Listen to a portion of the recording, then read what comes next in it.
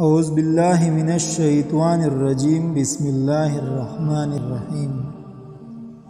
نمرود کی بیٹی کا واقعہ۔ کہا جاتا ہے کہ نمرود کی ایک بیٹی تھی جس کا نام رحیمہ تھا، لیکن اسے روبہ کے نام سے پکارا جاتا تھا۔ جب نمرود نے حضرت ابراہیم خلیل اللہ کو آگ میں پھینکا تو اس وقت وہ لڑکی اوپر محل پر سے یہ منظر دیکھ رہی تھی۔ جب اس نے حضرت ابراہیم علیہ السلام کو آگ میں نماز ادا کرتے ہوئے دیکھا تو آپ کی ارد گرد مہکتے گلاب کے پودوں اور پانی اور درختوں کو دیکھا جن پر پرندے چہچہا رہے تھے تو بڑی حیران ہوئی اور دل میں کہنے لگی کہ میرا باپ تو کچھ بھی نہیں ہے، قدرت، عزت اور بادشاہی تو اللہ رب العالمین کی ہے جو ابراہیم علیہ السلام کا رب ہے۔ میرا والد تو جھوٹا ہے اور عاجز ہے، وہ تو ایک آدمی کو ہلاک کرنے پر بھی قادر نہیں۔ وہ یہ سوچتی ہوئی اکیلی ہی اپنے محل سے نکلی اور آگ کے قریب آ گئی۔ اس نے باہر سے حضرت ابراہیم علیہ السلام کو پکارا، اے ابراہیم، کیا آپ کے علاوہ بھی کوئی آپ کے رب کی بارگاہ میں اجازت پا سکتا ہے؟ آپ علیہ السلام نے فرمایا، ہاں، وہ شخص جس کا دل میرے رب کے لیے خالص ہو تو آگ میں اس کا حال بھی اسی طرح ہوگا جس طرح میرا حال ہے۔ اس نے کہا، میں چاہتی ہوں کہ تمہارے رب کے ساتھ صلح کر لو۔ تو آپ علیہ السلام نے فرمایا، تو پھر آگ میں داخل ہو جاؤ۔ اس نے آگ میں داخل ہونا چاہا تو ڈر گئی۔ آپ علیہ السلام نے فرمایا، ڈرو مت۔ اس وقت آگ کو حکم ہوا، اے آگ، میری بندی کی حفاظت کر۔ اس کے بعد وہ آگ میں داخل ہو گئی۔ وہ جس جگہ پاؤں رکھتی تھی اللہ کے حکم سے وہاں سے آگ ٹھنڈی ہو جاتی۔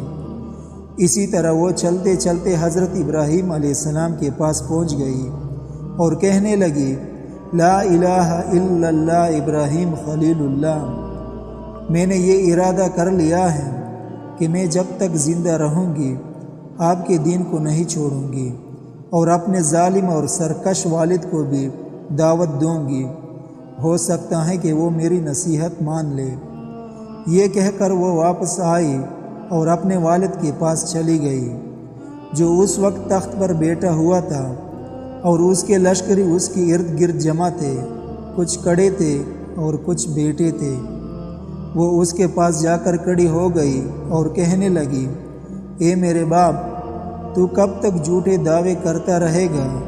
کیونکہ خدائی اور قدرت و طاقت تو اس خدا کے لیے ہے جس نے ابراہیم علیہ السلام کے لیے آگ میں گلاب کے پھول، سبز باغات اور بہتا دریا پیدا کر دیا ہے۔ بادشاہی تو اس کی ہے، تیری کیا بادشاہی ہے؟ تو ایک آدمی کو تکلیف پہنچانے سے عاجز ہے اور اس پر قادر نہیں ہے۔ ساتھ ہی اس نے کلمہ پڑھا، لا الہ الا اللہ ابراہیم رسول اللہ۔ اس کا لعنتی باپ یہ سن کر غصے میں آ گیا اور اس سے کہنے لگا، اپنے دین سے پھر جا، اپنی جان پر ظلم نہ کرو، وگرنہ میں تجھے ایسی سزا دوں گا کہ دنیا والے اس سے عبرت حاصل کریں گے۔ اس نے کہا، میں دین حق کو ہرگز نہیں چھوڑوں گی اور نہ ہی اپنے رب کی نافرمانی کروں گی، تو جو چاہے کر لے۔ اس نے یہ سن کر اپنے کارندوں کو حکم دیا تو انہوں نے اس کے کپڑے اتار دیے اور اسے پیٹنا شروع کر دیا، لیکن وہ اپنے دین سے نہ پھری۔ پھر نمرود نے اس کے دونوں ہاتھ کاٹ دینے کا حکم دیا۔ اس کے کارندوں نے اس کے دونوں ہاتھ کاٹ دیے، لیکن اس اللہ کی بندی نے اف تک بھی نہ کی۔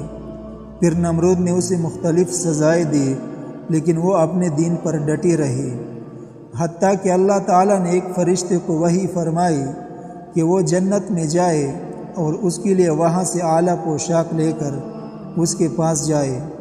وہ فرشتہ پوشاک لے کر اس کے پاس گیا اور وہ پوشاک اس کو دی اور ساتھ ہی اپنی نورانی پر اس کے بدن پر ملے تو اس کے تمام زخم اللہ کے حکم سے درست ہو گئے۔ اس نے وہ پوشاک پہن لی اور پھر ایک تیز ہوا آئی اور اسے اڑا کر انجانے مقام پر لے گئی۔ جس کے بارے میں اللہ تعالیٰ ہی بہتر جانتا ہے۔